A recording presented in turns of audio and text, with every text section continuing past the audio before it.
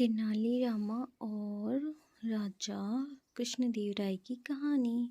उन दिनों तेनालीराम की आर्थिक स्थिति ठीक नहीं चल रही थी। विवश होकर उसे महाराज कृष्णदेवराय से कर्ज लेना पड़ा। कर्ज लेते समय उसने महाराज को वचन दिया कि मैं जल्द से जल्द कर्ज चुका दूंगा। दिन गुजर गए। तेनाली की आर्थिक स्थिति कुछ बेहतर हुई, अवश्य हुई, किंतु इतनी नहीं कि वो महाराज को कर्ज उतार सके। वह कर्ज को लेकर परेशान रहने लगा। उसे परेशानी के दो हल दिखे। एक कि वह किसी तरह महाराज का कर्ज उतार दे और दूसरा कि उसे कर्ज से मुक्ति मिल जाए। दूसरा हल उससे भी ज़्यादा उचित प्रतीत हो रहा था, लेकिन वह महाराज से कहे तो कैसे कहे वे उसका कर्ज माफ़ कर दे। बहुत सोच विचार कर उसने एक योजना बनाई और इस योजना में अपनी पत्नी को शामिल कर लिया। फिर एक दिन उसने अपनी पत्नी के माध्यम से महाराज को संदेश भिजवाया कि उसका स्वास्थ्य ठीक नहीं, इसलिए वह कुछ दिन दरबार में उपस्थित नहीं हो पाएगा। संदेश भिजवाने के बाद उसने दरबार जाना बंद कर दिया। कई दिन बीत गए। तेनाली के दरबार न आने पर महाराज को चिंता हुई कि कहीं उसका स्वास्थ्य अधिक खराब तो नहीं हो गया। उन्होंने तेनालीराम के स्वास्थ्य की जानकारी लेने के लिए उसके घर जाने का निर्णय कर लिया। एक शाम महाराज तेनालीराम के घर पहुंच गए।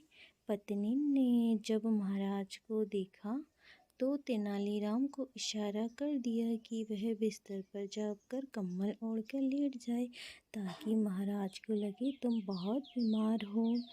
महाराज तेनालीराम के पास गए और उसका हालचाल पूछने लगे। तेनालीराम तो कुछ न बोले, लेकिन पत्नी बोल पड़ी कि महाराज, मैं आपसे कर्ज लिया था, तब से परेशान रहते हैं। आपका कर्ज चुकाना तो चाहते हैं, लेकिन चुका नहीं पा रहे हैं। कर्ज की बोझ के चिंता में इन्हें अंदर ही अंदर खाए जा रहे हैं, इस कारण ये बीमार पड़ गए हैं। अरे, इतनी सी बात थी कि अवश्य ही थी। तेनालीरामा, चलो मैं तुम्हारा कर्ज का बोझ से मुक्त कर देता हूँ। चिंता छोड़ो, स्वस्थ हो जाओ।